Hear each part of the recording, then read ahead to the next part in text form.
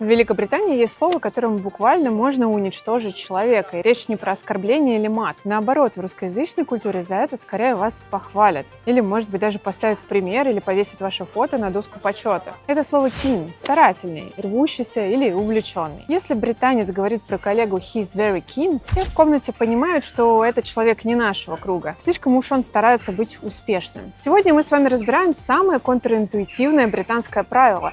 Почему здесь презирают не неудачников, а тех, кто слишком сильно старается? Почему на собеседованиях здесь ни в коем случае нельзя показывать, что тебе очень нужна работа? Как аристократы веками оттачивали искусство побеждать, не напрягаясь? И почему мы, люди, которых с детства учили, что терпение и труд все перетрут, совершаем здесь одну и ту же карьерную ошибку? Моя знакомая рассказывала мне о первом серьезном собеседовании в Лондоне. Она основательно подготовилась. Изучила компанию, выучила имена руководителей, приготовила вопросы, пришла за 20 минут. И все интервью она показывала, как сильно хочет эту работу. Наклонялась вперед, кивала, говорила «I'm very passionate about this». Ей казалось, что она излучает профессионализм, но по факту, по британским меркам, она излучала отчаяние. Работу она не получила, а спустя время знакомый рекрутер-англичанин, посмеиваясь, объяснил ей правило, которое перевернуло все. Здесь нанимают только тех, кто выглядит так, будто у него уже есть 3 оффера. Ты выглядела так, будто это твой последний шанс.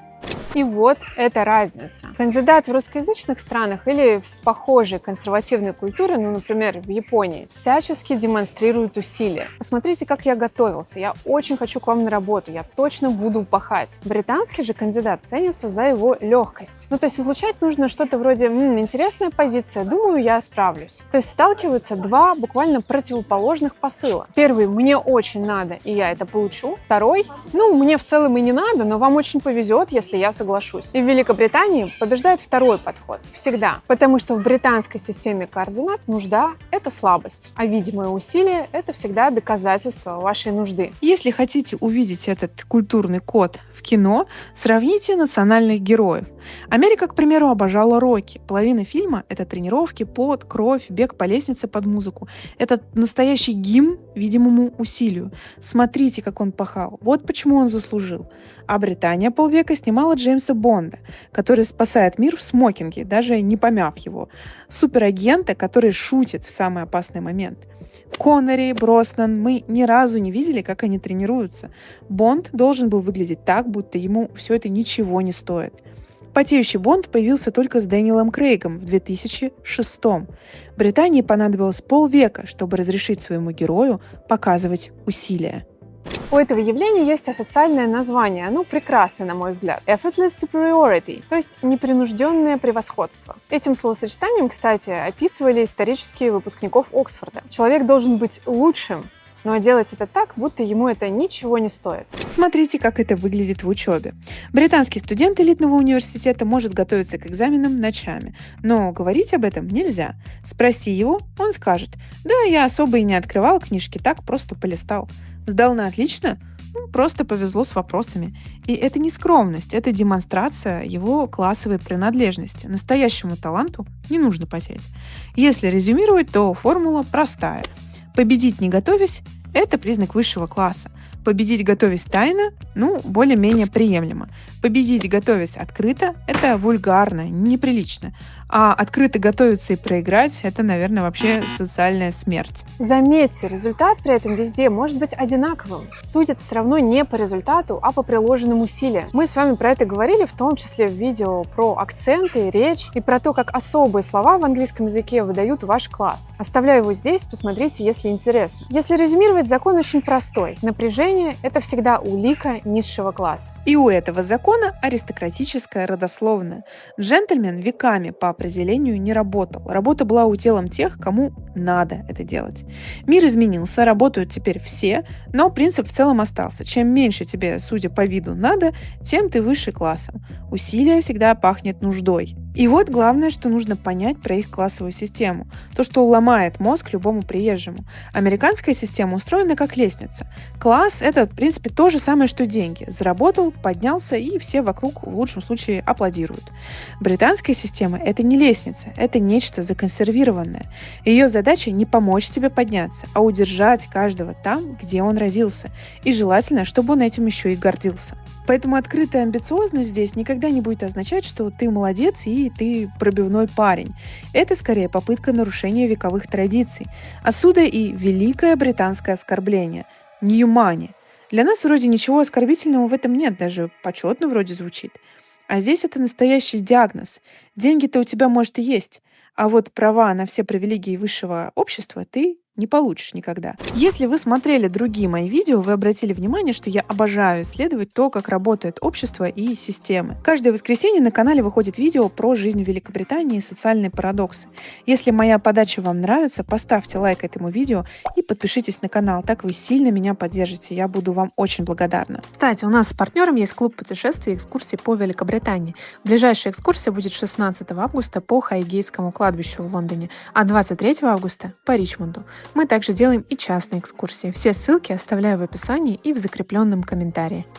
Теперь практика. Британцы никогда в лицо вам не скажут, что, мол, ты очень стараешься. Для этого у них есть определенный набор фраз, целый словарь. Фразы эти порой звучат нейтрально или даже мило, но означают они на самом деле то, что ты находишься на грани отмены. Записываем. He's very keen, то есть он очень старается.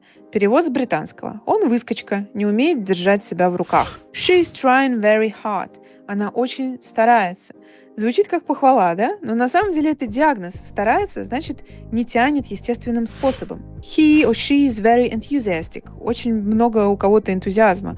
Это переводится с британского «у него щенячий восторг». Это не солидно. He takes himself rather seriously. Он довольно серьезно себя воспринимает. Это вообще катастрофический случай. Означает, что у человека нет самоиронии, а без самоиронии в Британии вообще не выживают. Ambitious. Да, это слово здесь до сих пор звучит не очень. В русскоязычном пространстве в резюме даже пишут иногда амбициозный, как достоинство. Здесь это почти что обвинение. Это значит, что человек идет по головам. И последнее. Ответ на вопрос «Where do you see yourself in 5 years?» То есть «Где ты себя видишь через 5 лет?» Вы никогда не должны отвечать амбициозно в духе «Я хочу быть руководителем отдела». Это тут очень вульгарно. Ты только что как бы показал начальству свои зубы, а зубы показывать нельзя даже в шутку. Правильный британский ответ всегда будет уклончив и с самоиронией. Если вы пытаетесь понять принцип, то вот в чем он. Социально наказывается здесь вовсе не желание расти. Растут тут все прекрасно по карьерной лестнице продвигаются. Наказывается лишь открытость этого желания. Хотеть быть крутым можно, а вот показывать, что ты этого хочешь, нельзя. Ты должен подниматься наверх, делая вид, что тебя несет течением. И вишенка на торте. Парадокс, который добивает окончательно. Обращали ли вы внимание, как британцы на самом деле обожают подчеркивать свое простое происхождение. Вполне себе обеспеченный успешный человек может спокойно говорить о том, что его дед был шахтером. Или, например, гордиться тем, что он вырос в муниципальном доме. Это действительно часто говорят с гордостью. И вроде как звучит довольно мило. Как бы человек помнит свои корни. Хорошо же. А теперь логическая цепочка. Если гордиться тем, откуда ты, в принципе, можно, значит, происхождение и правда имеет большое значение. По сути, это значит, что у каждого есть свое место, и достойно его знать, а не рваться с него. Это та же самая классовая система, только в обертке скромности. Человек, который отчаянно карабкается вверх, раздражает британцев не потому, что он выскочка, а потому, что он отказался играть в их общую игру «Узнай свое место». Единственную игру, в которой здесь играют все. Думаете, это все правило только для аристократов? А вот и нет. Система работает абсолютно на всех уровнях, и внизу она даже пожестче, чем вверху. Начнем со слова «пош». На русский переводится «шикарный». Вроде как это даже комплимент. Но здесь это не так. Если тебя назвали пош, тебе намекнули, что ты живешь подозрительно хорошо, то есть выделяешься, демонстрируешь свой успех. В стране, где богатым быть социально стыдно, пош – это обвинение в том, что ты недостаточно скрываешься. Да-да, вы не ослышались, здесь действительно действует негласное правило. Видимое богатство – это стыдно. Люди с деньгами намеренно не носят громких логотипов. Они не берут какую-нибудь яркую спортивную машину. Они скромно донашивают старые куртки. Это гордость бедностью. Вывернутый наизнанку статус. Это одна из причин, почему в Великобритании так любят винтаж и charity shops, магазины, где продаются БУ вещи.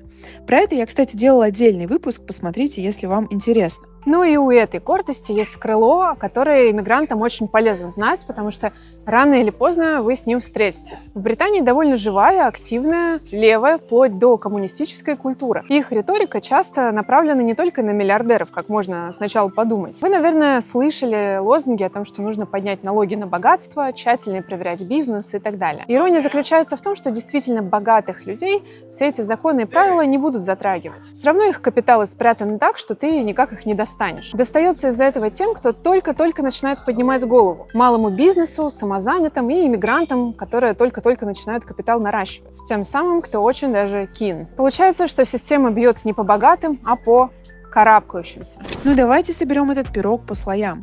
Верхние классы тебя презирают за старание. Внизу тебя осуждают, если ты выделяешься. А если ты посередине, тут есть налоговая, куда могут сообщить доброжелатели. Британский классовый принцип работает со всех сторон одновременно.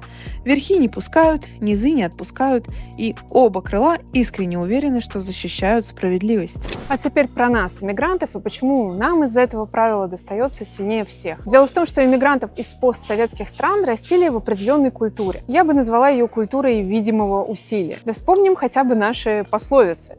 Терпение и труд все перетрут. Без труда не выловишь и рыбку из пруда. Вот это вот любишь кататься, люби, и саночки возить. Ну, в общем, вы поняли. Вспомним атрибуты успеха нашей культуры. Дневник, доска почета, тетрадки, исписанные лекциями. То есть на всех уровнях от школы до университета и работы от нас требовали показывать, как сильно ты пашешь. Ну, если ты пашешь, то тогда твоя пятерка честная и премия тоже. В нашей культуре усилие — это добродетель и валюта. То же самое, кстати, и на работе. Начальнику нужно видеть, что ты прям горишь работой. Это актуально, кстати, до сих пор. Если ты остаешься после работы, это просто замечательно. Если после 11 вечера отвечаешь в рабочих чатах, прекрасно. Весь наш карьерный театр буквально построен на демонстрации крови и пота. Я говорю, что, конечно, и в Великобритании есть компании, где вот эта вот история со старательностью ценится и нормально задерживаться после работы. Но речь скорее о международных компаниях, азиатских, а не об истинно британских. В постсоветской культуре у этого есть причины. Труд долгое время был обязанностью и подвигом одновременно.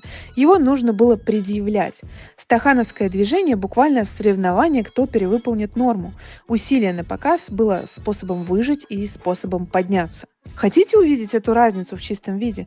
Поставьте рядом каких-нибудь знаменитых киногероинь наших культур. К примеру, Катя из «Москвы слезам не верит». Она пашет на заводе, тайком плачет, учится по ночам с ребенком на руках. И фильм показывает нам каждый шаг ее труда. За это она вознаграждена. У нее есть директорское кресло, Гоша, вечная любовь, машина, в общем, все возможные плюшки. Она заслужила все это, и мы все прекрасно видели, чем и как. А теперь, к примеру, Бриджит Джонс. Она тоже старается изо всех сил. Готовит речи, репетирует какие-то остроумные шуточки, готовит одежду заранее, очень хочет понравиться. И каждая попытка кончается катастрофой. Бриджит — это энциклопедия, как делать не нужно. Она trying too hard. Но вот что главное, свою награду она получает ровно в тот момент, когда перестает стараться. Помните, за что Дарси ее полюбил? Just as you are. Такой, какая она есть. Главных героинь-протагонисток вознаграждают в итоге просто за противоположное. И вот давайте вообразим, как встречаются две эти системы. Допустим, русскоязычный сотрудник в британском офисе делает все, как его учили. Приходит первым, уходит последним, засиживается допоздна, докладывает о каждом своем достижении и, возможно, даже прямо говорит о том, что он хочет расти. По нашим меркам он, в принципе, все делает правильно. Проблема в том, что судить его будут совсем по другим правилам. И, наверное, самое обидное, что никто ему об этом не скажет, и пока он сам до этого не додумается, он даже не поймет, что не так. Почему ему улыбаются, хвалят его энтузиазм, но продвигают по карьерной лестнице совсем других. Тех, кто шутит на встречах, кто опаздывает минут на 5. Заходят, проводят презентацию с чашечкой кофе и всем своим видом показывают, что не особо-то он и готовился. Человек из русскоязычной культуры чаще всего будет работать с ощущением, что здесь ценят бездельников. Но на самом деле он просто не понял, что главная валюта здесь — это легкость. Окей, диагноз ясен, но что делать? Не превращаться же в человека, которому все равно на всякие достижения. Правила игры такие. Правило первое. Делай все то же самое, как обычно, но никому об этом не рассказывай. Сделал мощный проект за 3 ночи? Говори так. Получилось довольно неплохо, кажется.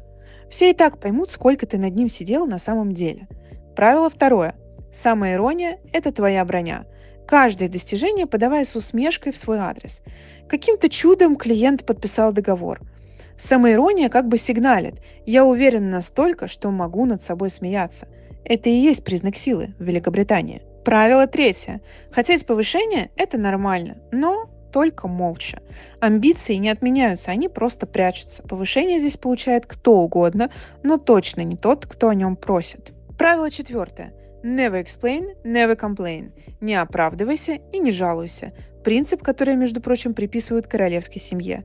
Жалоба на нагрузку и оправдание ошибки – это такие формы демонстрации твоего усилия. Ошибся – говори просто «my fault», исправлю и двигайся дальше. Без драмы. И, наверное, стоит сделать оговорку. Я не говорю, что их система лучше. Конечно, в ней есть своя ложь, лицемерие и минусы. И, кстати, нося вот эту маску легкости, люди точно так же выгорают. Просто они об этом молчат. Я говорю немножечко о другом. Смысл видео был в том, чтобы показать, что правила здесь немножко другие, и ты сильно себе упростишь жизнь, если будешь их знать. Расскажите, пожалуйста, в комментариях, принято ли в вашей стране стараться. Считается ли то, что вы задержались на работе допоздна, хорошим или плохим признаком? Я буду очень рада с вами пообщаться. До новых видео. Пока!